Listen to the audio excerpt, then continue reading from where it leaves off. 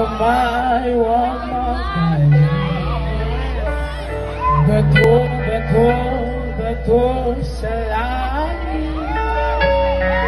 Ang matuman ay huwag masyadong halata.